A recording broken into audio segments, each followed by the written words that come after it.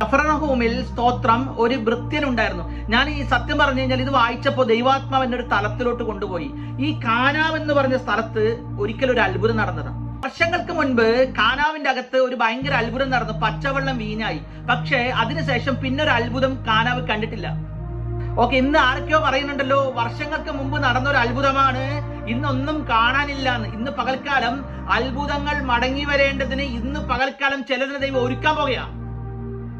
അത്ഭുതം നിന്നുപോയി. ചില സഭകളിലോട്ട് പോയി കഴിഞ്ഞാൽ പറയും 10 വർഷം മുന്നേ രോഗി സൗഖ്യമായിരുന്നു, പക്ഷെ ഇപ്പൊ ഒരു തലവേദന പോലും സൗഖ്യമാകുന്നില്ല. ചില വീട്ടിലോട്ട് പോയാൽ പറയും 25 വർഷം മുൻപേ എന്റെ കുഞ്ഞിന് ഭയങ്കര ക്യാൻസറിൽ നിന്ന് വിടുതല കിട്ടിയതാ, പക്ഷെ അതിനുശേഷം പിന്നെ വിടുതല നടന്നിട്ടില്ല.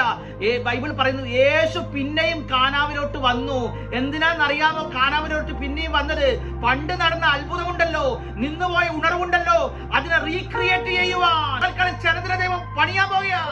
കഴിഞ്ഞ കാലങ്ങളിൽ നിങ്ങളൊരു അത്ഭുതം കണ്ടു. അന്ന് യേശു ഉണ്ടായിരുന്നു, ആമേൻ, സ്തോത്രം.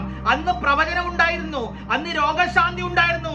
എന്നാൽ അത് നിന്നു പോയെങ്കിൽ, നിന്റെ വീട്ടിൽ നിന്ന് പോയെങ്കിൽ, സഭയിൽ നിന്ന് പോയെങ്കിൽ, ഒന്നും കൂടെ യേശുവിന്റെ കൂടെ ഒന്ന് നടക്കാൻ, ഒന്നും കൂടെ യേശുവിനെ ഒന്ന് കയറ്റാൻ ഇന്ന് പകൽക്കാലം തയ്യാറാകുന്നവനെ, നിന്റെ ജീവിതത്തിൽ വലിയൊരു അത്ഭുതം നടക്കാൻ പോവുക.